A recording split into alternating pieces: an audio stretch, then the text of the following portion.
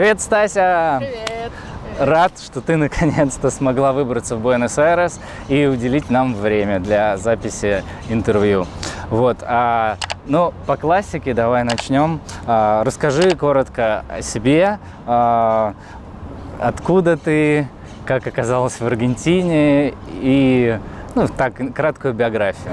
Краткую биографию. Хорошо, я постараюсь. Ну что, меня зовут Стася, я вообще из Петербурга. Из Питера. Из Питера, да. Но уже почти 11 лет я в Латинской Америке. Ого. За эти 11 лет я проехала все страны, пожила в Чили. И сейчас уже почти 3 года живу в Аргентине. Угу. Все страны Латинской Америки. Все страны Латинской Америки, да. Вау, круто, Да. круто. Все страны. И, насколько я знаю, ты в основном путешествовала автостопом. 52 страны автостопом. Это очень круто. Да, автостопом. 52 страны, это не только Латинская Америка, соответственно, само это собой. Европа и Азия, немножко по Азии, по Европе и все страны Латинской Америки. Да, все прошло автостопом. В свое время часто очень путешествовала одна тоже. Угу. То есть в основном одна автостопом. Большую часть времени, да. Не боялась? В целом нет. В В целом нет, но, конечно, всегда возникают какие-то моменты, которые нужно принимать с осторожностью и иметь в виду все возможные развития событий. Да. Да. Особенно для девушки, путешествующей в одиночку. Да, собственно, поэтому у меня Да. возник вопрос. Девушка путешествует одна автостопом. Это далеко не каждый сможет на это решиться. Думаю, что да, далеко не каждый, и поэтому я не буду советовать это каждой девушке это делать. Нужно им принимать во внимание свои возможности, способности разруливать любые ситуации. По ходу дела. Конечно, я прекрасно это понимаю, потому что, сам бы не решился, наверное, поехать там, автостопом, тем более так много. Хотя, наверное, как говорят, аппетит приходит во время еды. Абсолютно, да. Да. Классно. Может быть, был какой-то переломный момент в жизни, когда ты поняла, что хочешь путешествовать? Или это решение, оно из детства откуда-то? Я думаю, что оно сформировалось в детстве. За прочтением книг, энциклопедий, смотря на всякие разные карты и когда приключенческие книжки. Вот. Но пришло понимание, что как раз можно просто путешествовать и без большого количества денег. Это когда для меня открылся автостоп. То есть... Когда я начала автостоп и первые путешествия за границу, например. Первое путешествие у меня было за границу в Индию. Это был не автостоп, это просто было путешествие на месяц. В Индии для меня открылись просто глаза на то, что люди путешествуют как gap year, да, выражение в английском языке. Молодежь путешествует, и девушки путешествуют в одиночку. И это был 2007 год, еще когда в России это было не сильно распространено. И для меня просто вот так открылся мир, что можно путешествовать не только в своих регионах, да, в своих зоне комфортно, но можно путешествовать по миру. Да. Вот это был переломный момент. Ага. Слушай, это очень интересно, потому что есть такое мнение, во всяком случае, вот у русского человека, что путешествовать, это дорого, б, это сложно, и там, в, это нужно знать язык. Вот как людям преодолеть вот эти страхи? Просто начать?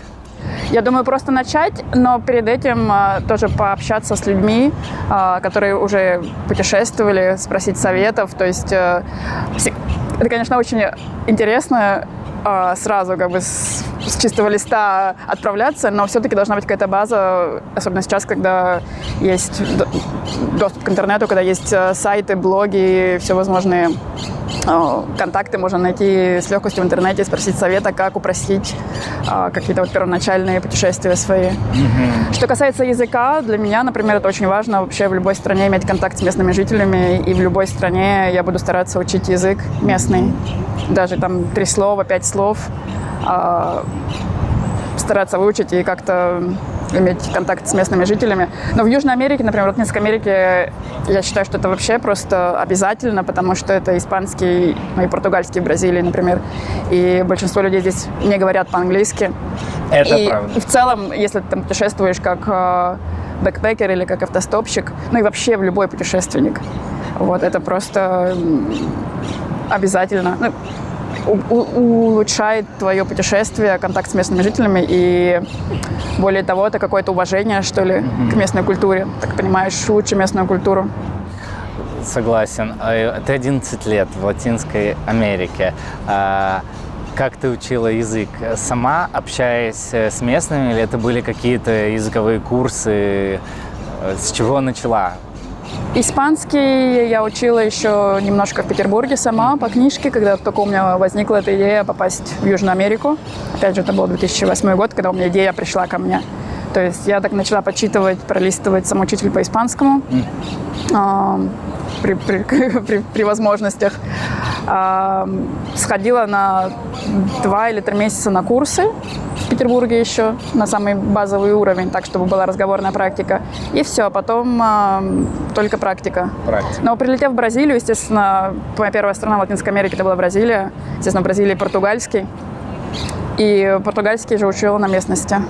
То есть, находясь в Бразилии, тоже учила по португальский. самоучителю, общаясь с людьми, путешествуя автостопом. А как долго ты жила в Бразилии? В Бразилии в первый раз я была полгода. О, ну это долго. В принципе, за это время можно уже базово выучить язык. Абсолютно точно. Ну и потом, португальский, он очень похож с испанским. Он похож, но при этом различается по фонетике. Португальский, я бы сказала, сложнее, чем испанский. Сложнее? Да. А в чем основная По сложность? звукам, по фонетике сложнее. И в испанском большинство слов, в принципе, как пишется, так и читается. То есть немного правил произношения. В португальском их больше и больше звуков, которых нам сложно произносить. Даже хотя есть очень забавный момент, что португальский похож по звучанию на русский. Да. То есть никаких вообще... Это совершенно разные языки, но по звучанию похож португальский на русский. Очень интересно. И это говорят и бразильцы, например, которые путешествовали по России. Я раньше работала в хостеле, и часто мне говорили бразильские путешественники, как иду по улице, и кажется, что люди говорят по-португальски. Серьезно? Да. И в Бразилии у меня был такой же эффект, что иногда просто по улице идешь, и как будто кто-то говорит по-русски.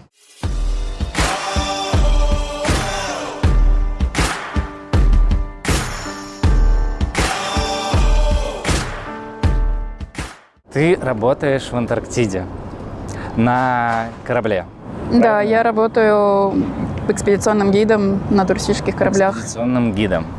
Круто. А вот что вдохновило тебя работать в Антарктиде и каковы были твои мотивы? Ведь это же холод, снег, то же самое есть у нас в России. Да, но это немножко, наверное, с другого ракурса можно посмотреть на это. То есть у меня в моих путешествиях всегда привлекали недоступные отдаленные места.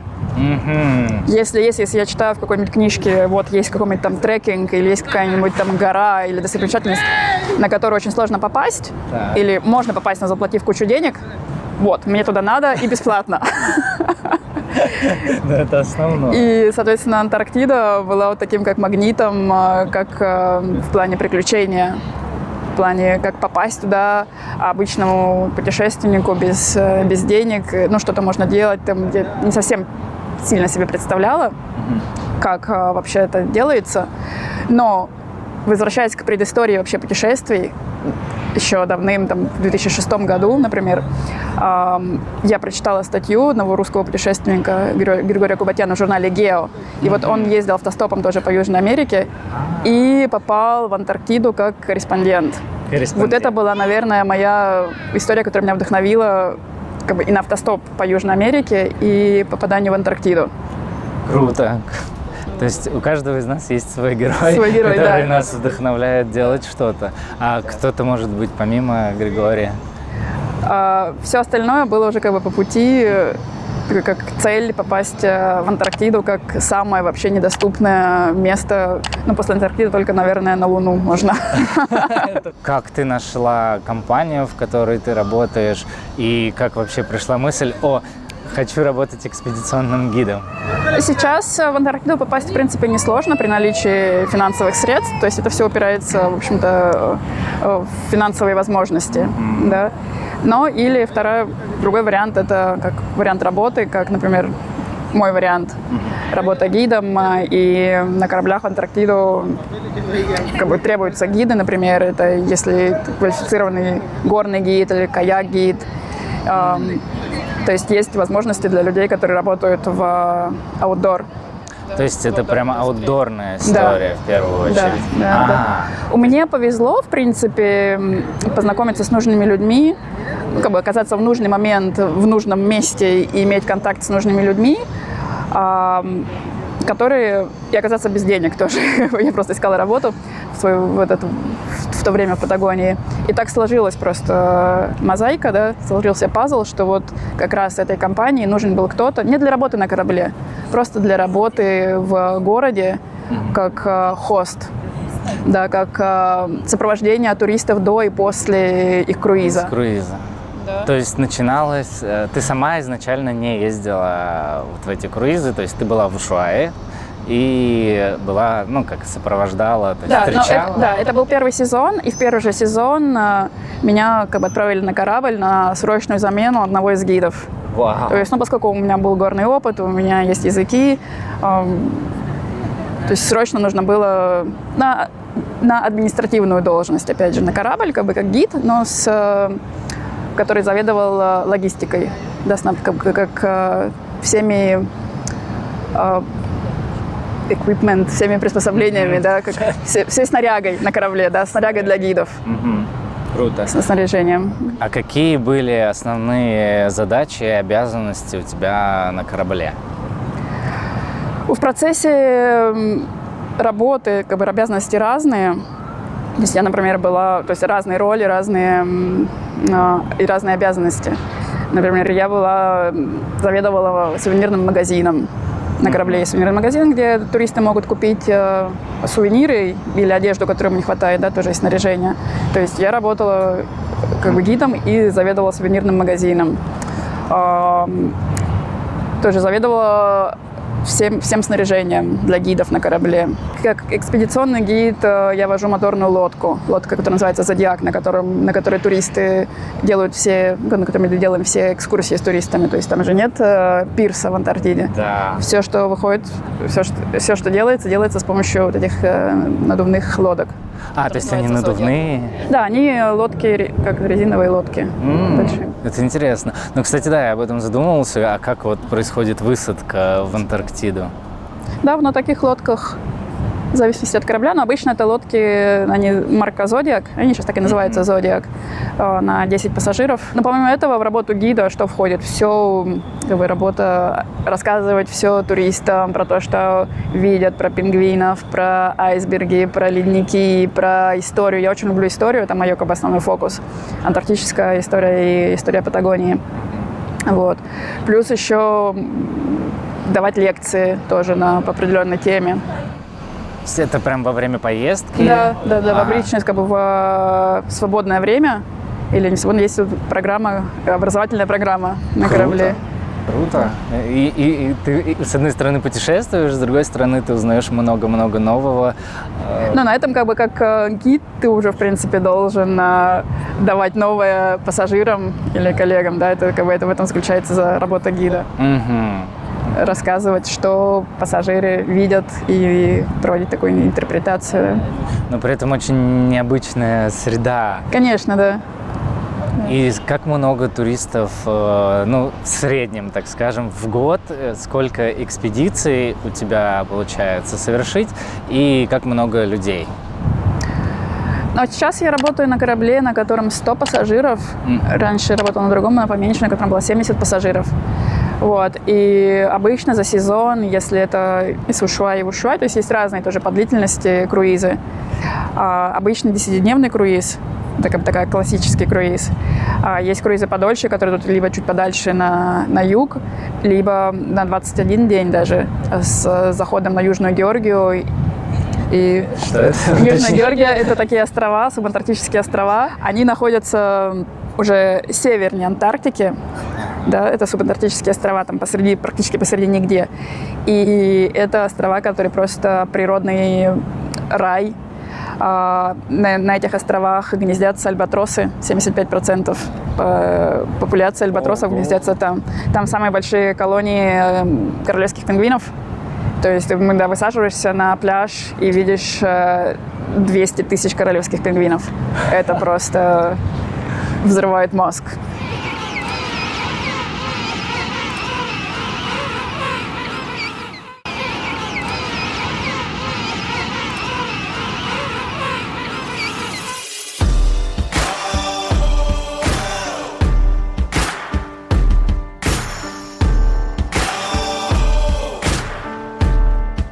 Антарктида – это тяжелые условия труда, это очень холодно. Какие основные трудности, вызовы, с какими ты столкнулась во время работы вот в таком экстремальном окружении? Ну да, Антарктида сама по себе это всегда экстремальные условия.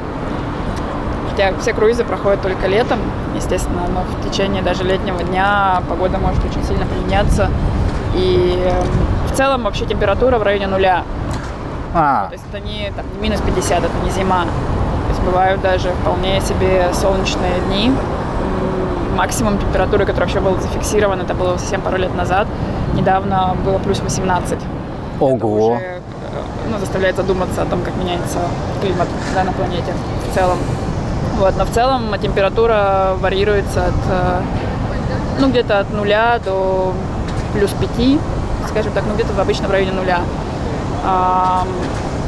Самое тяжелое, что может стать... И мы всегда на корабле. То есть корабль — это как бы наша база. Да, корабль зависит от того, какая это компания или какой-то корабль. Есть вообще совершенно современные новые корабли, благоустроенные. На некоторых там есть, не знаю, даже там джакузи или сауна. Вот есть корабли попроще. То есть это там минимальный комфорт на кораблях есть. И если погода совсем плохая, то, естественно, никакая высадка не происходит. Вот. Даже самое сложное, с чем можно столкнуться, но самое сложное, оно же самое впечатляющее обычно для гида. Там может там, не знаю, метель или ветер. И здесь уже нужно проявлять свои способности как гида, как водителя лодки, например. Вот оно как часть приключения. Но нужно свои пределы. Разумеется. Раньше было сложнее, потому что, например, раньше, когда только начинала, не было, например, интернета на кораблях. Ага. Сейчас уже все гораздо проще со связью. То есть обычно связь есть, спутниковая. Сколько в среднем на семью из 3 человек, типа мама, папа и ребенок, сколько обойдется это путешествие и сколько оно займет по времени? То есть сколько людям закладывать на это время? Обычно стандартный маршрут, как я уже сказала, это 10 дней из Ушуаи. Ушуая. Да? Вообще по-аргентински, по-испански это Ушуая. Ушуая. Да, по-русски, по-английски Ушуая. Есть маршруты подольше, на 14 дней или на 21 день. Но самый стандартный маршрут, самый дешевый, наверное, который можно найти, особенно если быть в Ушуае и искать горящие предложения последнюю минуту, в этом сезоне было от $5000 на человека. На человека. $5000 это как минимум пакет на человека. Это существенная сумма. Это если повезет. То есть обычно, если заранее бронировать и покупать, то в целом я бы сказала, наверное, $10 000. Вау, это так прям такой вопрос, если не секрет. Какая у тебя зарплата? Это не секрет, но я не буду открывать широкой публике. Хорошо. Вот. Зарплата вообще зависит от опыта, от квалификаций, от того, сколько ролей, сколько позиций в данной компании человек может занять, если возникает необходимость срочной замены. Да, то есть это все складывается, и даже в команде корабля, то есть в команде гидов зарплата может различаться в зависимости от опыта, квалификации и способностей. А как получить или как улучшить свою квалификацию? Есть какие-то курсы гидов полярных или что? Вот? На данный момент есть один курс для гидов. Он проводится моими бывшими коллегами, которые организовали экспедиционную академию для гидов. Ага. Они проводят в Дании. Если человек уже не гид, то есть еще не гид по какой-то специализации, либо горный гид, либо гид каякинга, либо еще что-то, то вот этот, наверное, курс как начальный вариант. Вот, потому что какого-то другого курса, школы или еще что-то института, университета для этого нет. Курсы, тренинги всегда нужно проходить каждые 2 года курс первой помощи. Любой курс, который связан непосредственно с этой зоной действий, зоной работы, все суммируется. Например, я сейчас вернусь в Ушуаю и сразу в эти выходные буду проходить курс по транзиту ледников. А каковы самые запоминающиеся моменты или впечатления от работы? Вот прям что-то супер невероятное. Через несколько сезонов я всегда говорю уже, что это непосредственно люди, с которыми доводится работать с разных частей мира, тоже все аутдор-энтузиасты. То есть это контакты, которые происходят с коллегами. Ага. Это человеческие отношения. Очень потрясающе знакомиться и работать с такими активными, энергичными и увлеченными людьми. Непосредственно по Антарктике это, моменты, когда ты в лодке «Зодиак» и ведешь эту лодку через льды, и внезапно появляется, например, кит. Ого! И ты останавливаешь лодку и говоришь пассажирам: сейчас у нас момент такой, что мы будем просто слушать китов. И вот это и ты посреди, бухты или залива с этими льдами, ледниками, айсбергами, и видишь китов и животных, других котиков морских или пингвинов в своей настоящей среде обитания. Вот это все в целом. Все в целом. В целом производит просто неизгладимое впечатление. В целом просто величие, мощь ледников. И даже думать о том, что это такой последний нетронутый уголок на Земле, который никому не принадлежит. А действительно ли никому не принадлежит? Потому что если даже смотреть по карте, по Google Maps, то видно какие-то базы. Если посмотреть по флайт-радару, то там периодически летают какие-то военные самолеты. Базы, естественно, есть. У нас во всей Антарктиде порядка 80 баз, но это сейчас научные базы, где живут и работают ученые, как правило. И туда, там есть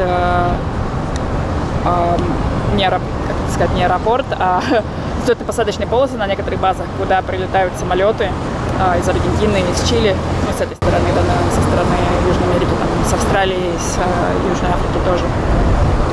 Но Антарктика используется исключительно в мирных целях по Антарктическому договору, который был принят в 1959 году. Есть страны, которые претендуют на части Антарктики, например, Аргентина, Чили и Великобритания. Они претендуют на один кусок Антарктики, один и тот же кусок Антарктики. Но все эти требования заморожены, пока действует Антарктический договор.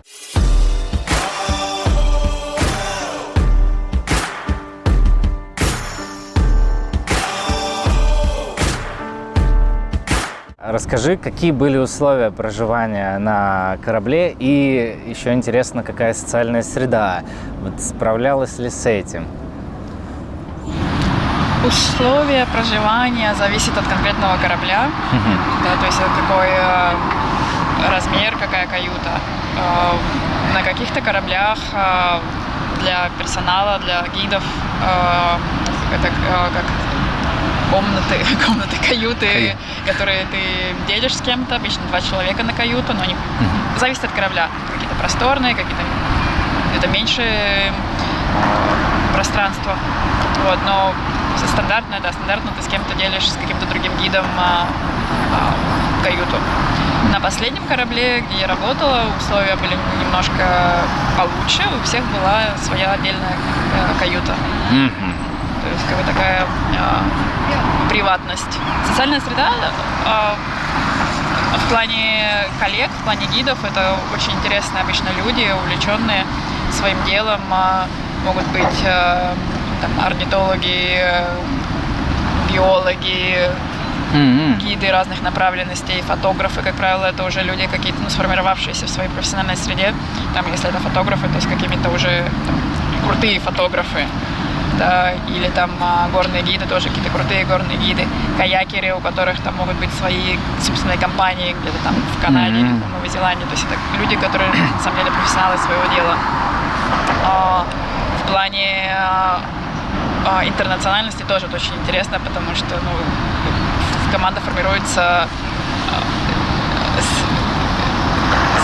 из людей там, разных национальностей, разных стран. Я помню, у нас на одном корабле была команда 14 гидов, у нас было 12 национальностей. Сейчас ты рассказываешь, мне кажется, это так все легко, так здорово, так красиво. На самом деле я уверен, что были сложности, их было много.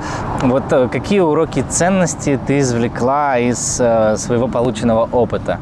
Конечно, было много разных сложностей. В путешествии, например, меня не раз обворовывали, пропадали вещи, паспорт, например. Ого. Вот, в зависимости от конкретной ситуации, опять же, где я была или как это все происходило. То есть в одной ситуации как бы опыт оказаться в другой стране, это было в Перу, там, без денег, без паспорта. Денег у меня так уже не было на самом деле, но без паспорта и без каких-то своих вещей. Вот, это был такой, в принципе, это такой опыт, которого все путешественники боятся, да, то есть, в принципе, ты не хочешь оказаться в другой стране без денег, без паспорта, без вещей. У меня такое случилось, и для меня это был на тот момент, это был как бы интересный опыт, как бы часть приключения. То есть я даже говорила, что для меня вот последующие 3 месяца, когда у меня не было там документов, когда я ждала новый паспорт, не было вещей, для меня это было вообще самое счастливое время, то есть не нужно было заботиться ни о чем, как бы нет ничего, и ни о чем ты, в принципе, не заботишься, но это была часть приключения на тот момент. В целом, конечно, путешествия и вообще работа гидом, учить адаптироваться ко всем проявлениям окружающей среды, да, то есть и адаптироваться быстро и быстро реагировать на изменения и как-то вписываться сразу в измененные условия. Были ли какие-то экстремальные ситуации, вот прям с туристами, когда приходилось принимать решения здесь и сейчас и действовать там не исходя из инструкций каких-то, а вот самой принимать решения и действовать быстро? Как правило, таких ситуаций мы стараемся как раз избегать. У меня в моем опыте не было таких прям совсем экстремальных ситуаций. Были ситуации, когда менялись погодные условия, и просто приходилось показывать уверенность пассажирам, там, не знаю, внезапно изменился ветер, направление ветра, и стало задувать 100 км в час. Как бы в этот момент нужно просто сохранять спокойствие и объяснить пассажирам, что не волнуйтесь, сейчас мы вернемся на корабль, и все как бы все под контролем.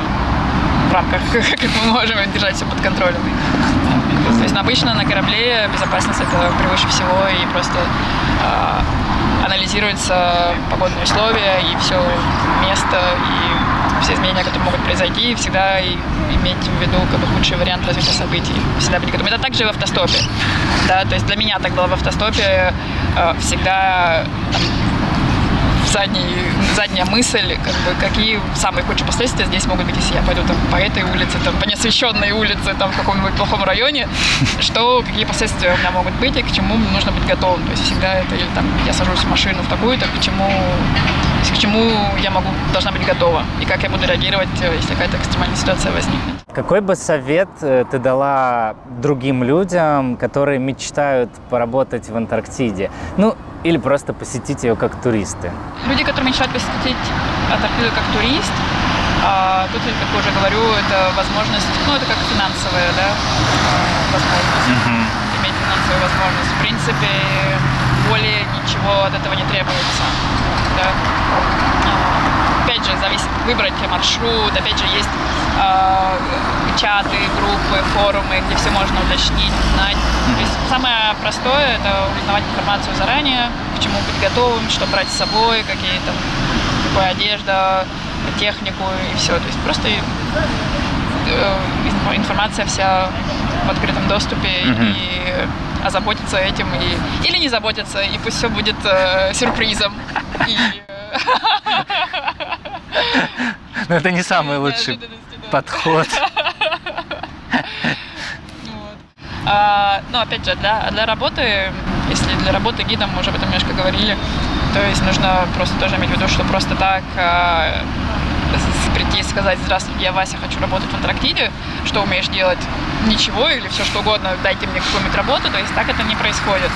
То есть все равно нужно, если это работа гидов, то нужно иметь какие-то, то, что ты можешь предложить компании, как и на любую работу, да, какие у тебя есть скиллы, какие у тебя есть возможности для проявления себя в этой компании. Да. Опять же, начинать нужно с получения определенных сертификатов и смотреть, что требуется для определенной работы в этой индустрии. Есть, опять же, можно работать на корабле как часть корабля, корабельной команды, это совсем другая история, то есть там как официант или как там как для горничной, но это тоже не процесс не самый простой, занимает время, опять же, это не невозможно. Если кто-то мечтает работать в Антарктиде, мечтает попасть, это вполне возможно, нужно просто приложить какие-то усилия.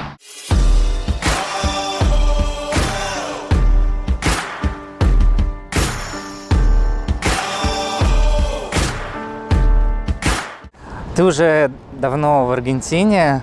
Скажи, как тебе здесь люди? Сейчас есть мнение у наших соотечественников в основном, что русских везде ненавидят. Вот по твоему мнению, это так или как-то иначе? Вообще аргентинцы в целом очень открытые и гостеприимные люди, которые они очень солидарны со всем, то есть всегда могут помочь. Они друг другу помогают, и всем, как Аргентина, как страна, в принципе, мигрантов, они всем очень рады, Аргентина очень открытая страна. Я персонально не сталкивалась с тем, чтобы русских где-то не любили. Наоборот, я часто встречаю аргентинцев, которые хотят учить русский язык. Ого. Я спрашиваю, почему, они говорят: потому что хотим. И сейчас, например, я тоже нигде не встречаюсь с тем, что русских как-то недолюбливают, наоборот. На прошлой неделе, могу сказать, что ходили с подругой в Мальбу, в музей, Да. музей латиноамериканского искусства. Разговаривали по-русски, обсуждали работы, выставку. И девушка-смотрительница к нам подошла и сказала: вы говорите по-русски? И она говорит, здравствуйте, по-русски. Говорит, вы знаете, она нам сказала, говорит, я думаю, что вообще мы должны учить русский язык в школах сейчас, чтобы общаться с русскими. Вот, да. Ого. В школах? Да, там тоже нужно учить русский язык, чтобы нормально общаться с русскими. Но я считаю, что и русские тоже, которые сюда приезжают, должны учить испанский. Это как бы вообще без вариантов. Я помню, я только приехал, встретили здесь одного русского человека. Он здесь тоже давно, лет 7, по-моему. И он первое, что сказал: учите язык, потому что страна для вас раскроется совершенно другим образом. А в целом аргентинцы тебе как нация, как люди симпатичные, я так понимаю. Да, конечно. Как со всеми, есть и плюсы, и минусы, как и в любых нациях. Мне, например, я к тому же живу на самом крайнем юге, в Ушуайе. И Ушуайя, огненная земля, это отдельная провинция. У них немножко другой тоже менталитет, несмотря на то, что тоже есть люди из других провинций. Вот, но Фуэгинос, как говорят, люди огненной земли, у них немножко свой менталитет, может быть, несколько более закрытый. Не такой, как не знаю, как люди из Буэнос-Айреса, да, как Портейнис. К этому тоже нужно привыкнуть. Но и нужно привыкнуть к аргентинскому постоянному и латиноамериканскому в целом маньяна, завтра, в эти дни, обязательно встретимся, что-нибудь придумаем, я тебе позвоню. То есть поначалу меня это сильно фрустрировало, но сейчас я уже сама так говорю. Или там не приходить вовремя на встречу. Поначалу тоже это напрягало, но сейчас и ты сам уже выходишь и говоришь, да-да, я уже почти подъезжаю, а только выходишь. Это привычки, которые, может быть, не хотелось бы, чтобы они оставались. Это правильный подход, мне кажется, к жизни, вообще вот отношение к жизни, оно другое, оно совершенно другое, не как в России, но оно крутое. Ты вот ездил по всей Латинской Америке, вот какая страна, кроме Аргентины, тебе больше всего понравилась? Именно вот в плане людей и социализации какой-то? Именно в плане людей, ну, наверное, Мексика, может быть, в каком-то плане. И в Чили я долго была тоже. Но я могу сказать, что Аргентина вообще одна из стран, изначально, которая меня сильно впечатлила. Я могу привести еще один пример. Недавно я проходила курс гидов-натуралистов здесь, в школе в Аргентине. И все мои одногруппники, у нас было почти 25 человек. Из 25 человек 20 человек, наверное, было за 50 лет. И у нас была в группе одна женщина, которой ей 53 года. Вот это вот просто для меня квинтэссенция аргентинскости, хорошего в смысле. Ей 53 года, она учит китайский, она соревнуется на каяках. У нее там каяк, она ходит в клуб каякинга, занимается каякингом, рыбной ловлей на каякинге. Она ездит на мотоцикле.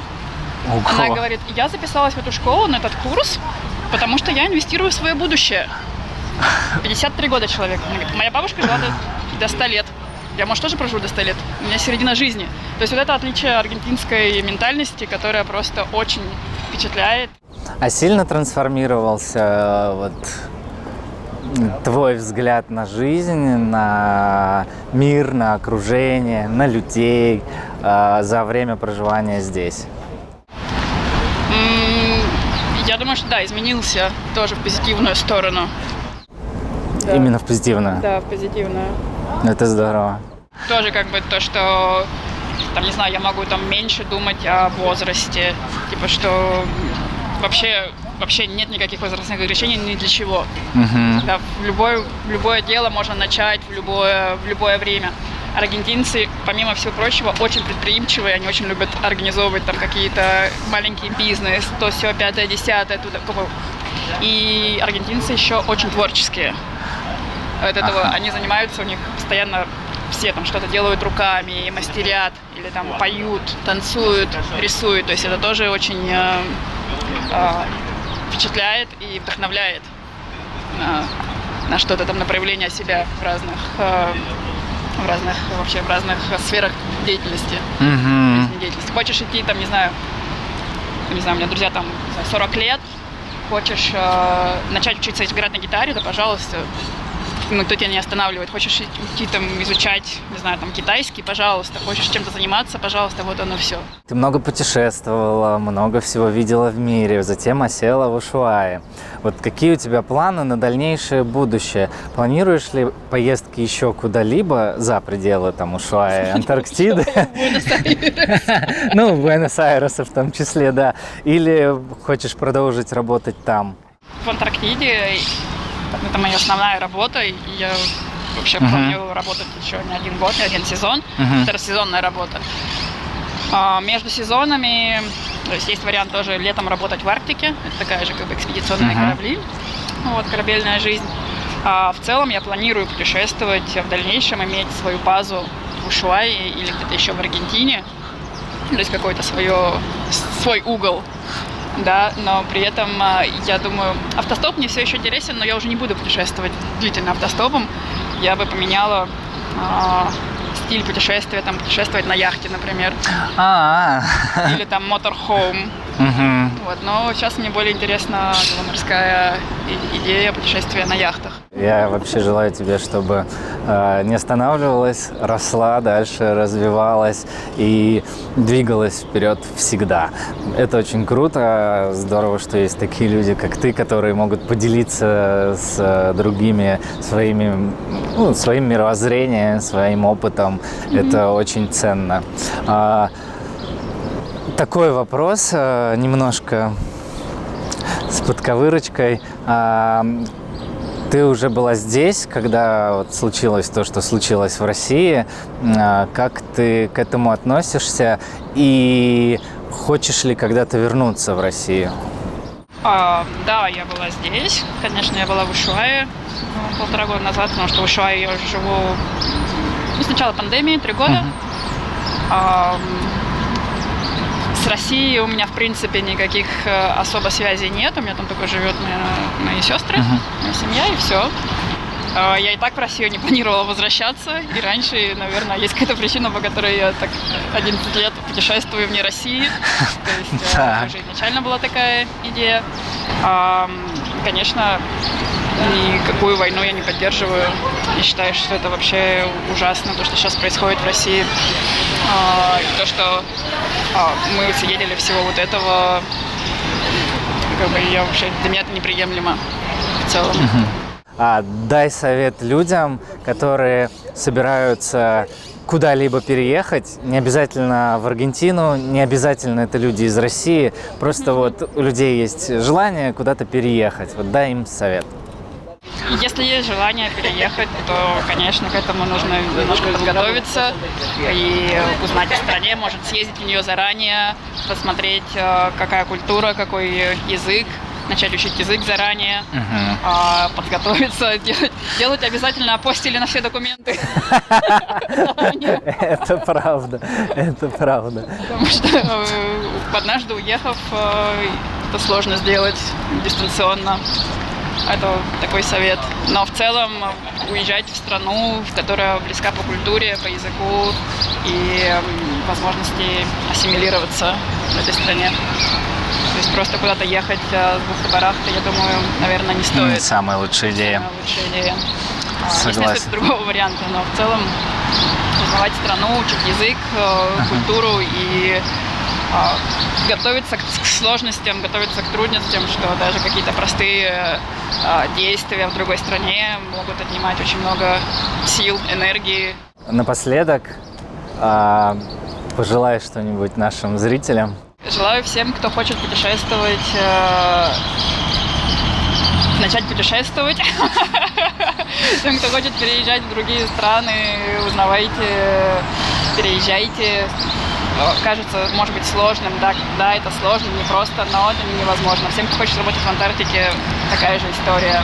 Сложно, может быть, трудно, но все возможно здесь. Просто стремитесь вперед. Вот. Ставьте цели и выполняйте цели пунктик за пунктиком, шажочек за шажочком. Вам спасибо за просмотр. Ставьте лайки, подписывайтесь на канал, подписывайтесь на Стасю, и в закрепе будут все ссылки. И оставайтесь с нами. До новых встреч! Пока.